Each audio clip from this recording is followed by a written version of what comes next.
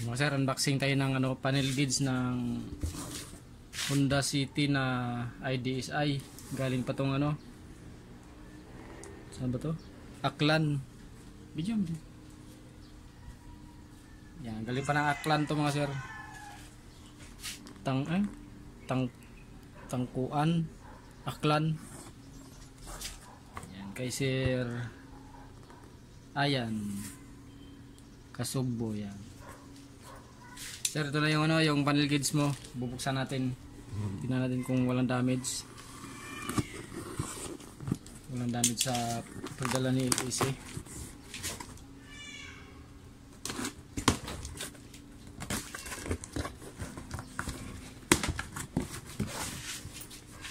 Ang issue daw nito mga sir,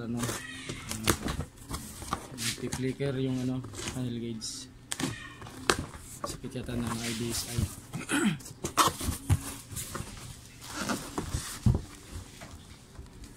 yung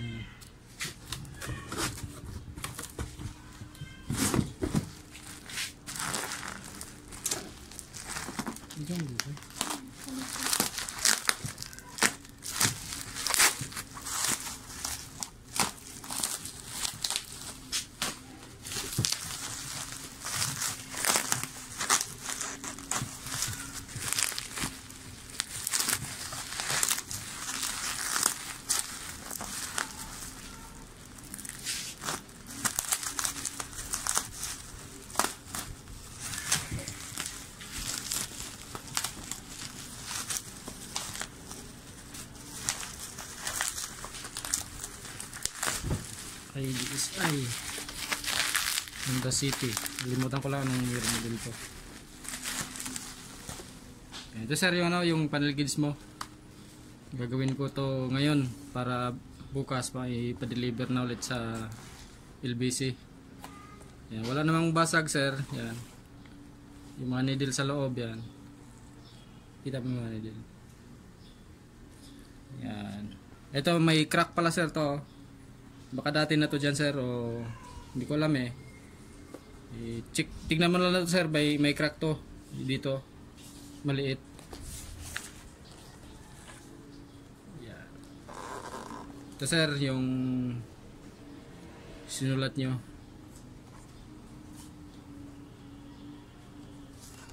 Yan, gagawin ko to sir, tapos update ko na lang kayo pagka okay na, pag ipadala ko na sa LBC.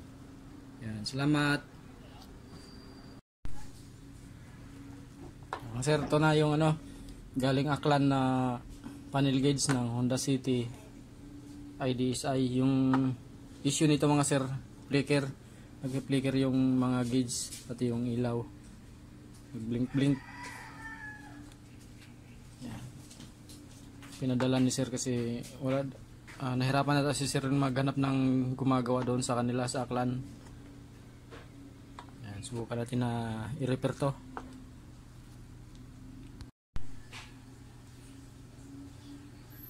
Sir, ito yung yung panel gauge mo. Nabuksan na pala to sir. Ginalaw pala yung needle nito sir, yung may bakas kasi dito sa sir Yan, bakas ng ewan ko kung anong ginamit kung natanggal man tong itong needle niya. Ayan sir Yan. Nabuksan na pala siguro to sir.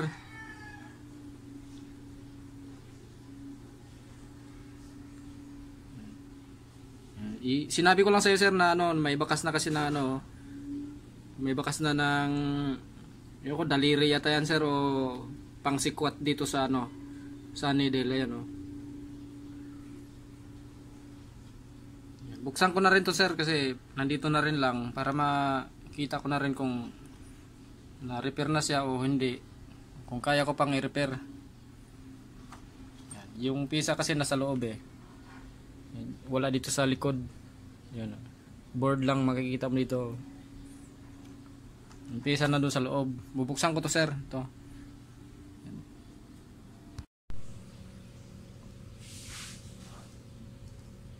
Sir, yung panel gauge mo, wala nang kahirap-hirap tanggalin yung needle malambot na. Tingin ko nabuksan na to dati. Mga sir, yung ano, yung panel gauge ng Honda City IDSI.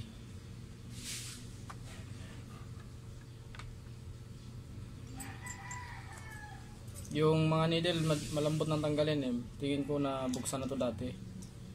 Kung hindi sisirang unang may-ari nito, baka sa dating may-ari nabuksan na siguro to. Kasi yung needle ng ano ng IDSI, pag hindi pa talaga nabuksan, matigas talaga tanggalin yun. Ito wala nang kahirap-hirap tanggalin eh, lambot na eh.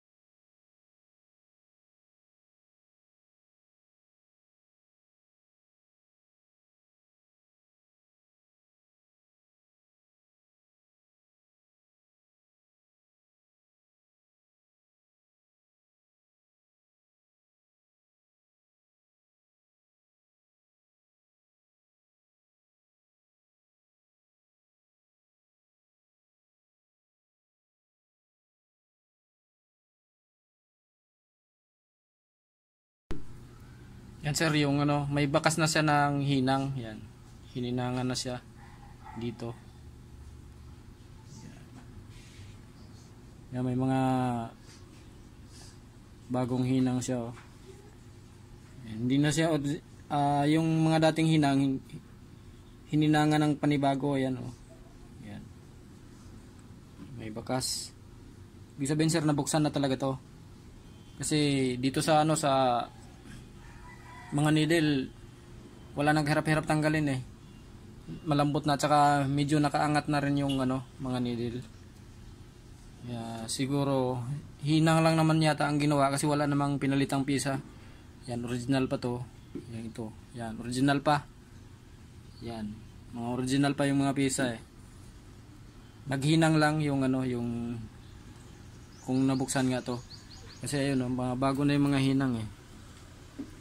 May bakas ng init. I-repair natin to mga sir. May papalitan lang akong pisa, ito dalawa.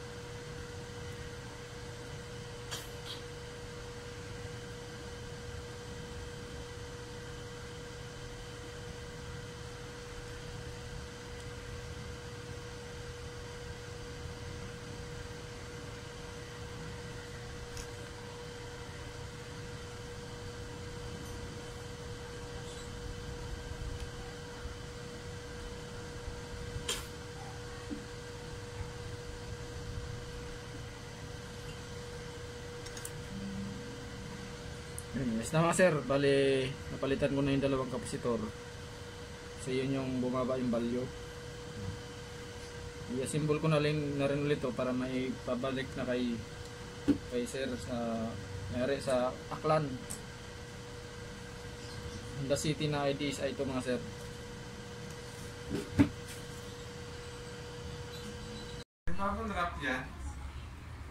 Yung luma rin sir, yung ginamit nung ano. Boss Joey, ito na pinayos ko sa iyo. Ikinabit ko na. Galing. Parang sabi nating good as new talaga. Boss Joey, thank you talaga. Bayad mo kausap.